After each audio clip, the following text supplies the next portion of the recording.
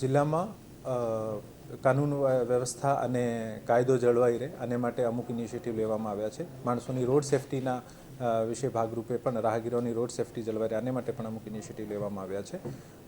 Road safety ઓથોરિટીની મિટિંગમાં નક્કી કરવામાં આવ્યું છે કે જે ઇસમોએ જે વ્યવસાયિક એકમોએ ડિવાઈડર તોડીને પોતાની રીતે રસ્તા બનાવવામાં આવ્યા હોય આ ઇસમો ઉપર જરૂર પડે તો કાનૂની કાર્યવાહી સાથે સાથે દંડની પણ જોગવાઈ જે છે district rates of road safety ઓથોરિટીઝમાં લગભગ 25,000 સુધીની મર્યાદા છે. આ મર્યાદા સુધીનો દંડ જે છે જે કેસીસ આવશે આમાં કરવામાં આવશે અને આ તમામ જ્યાં મોટા વાયોલેશન છે સ્ટેટ રોડ સેફટી ઓથોરિટીમાં પણ આના ઉપર દંડ કરવા માટે જાણ કરવામાં આવશે.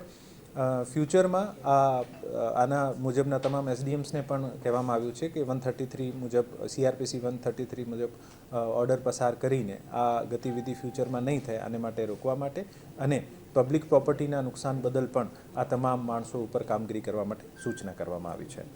સાથે સાથે પ્રોહિબિશન 93માં જે જામીનનો જે પ્રાવધાન હતો અત્યાર સુધીમાં આપણે મામલતદાર આપતા હતા, અત્યારે સૂચના આપી છે કે આ કેસીસ જે છે આ પ્રાંત અધિકારી મારફત ચલાવવામાં આવે અને આ જામીન જે છે આ એક હેવી જામીન લે જેથી આ પ્રવૃત્તિ જે છે આને આપણે ડિટરન્સ કરી શકાય.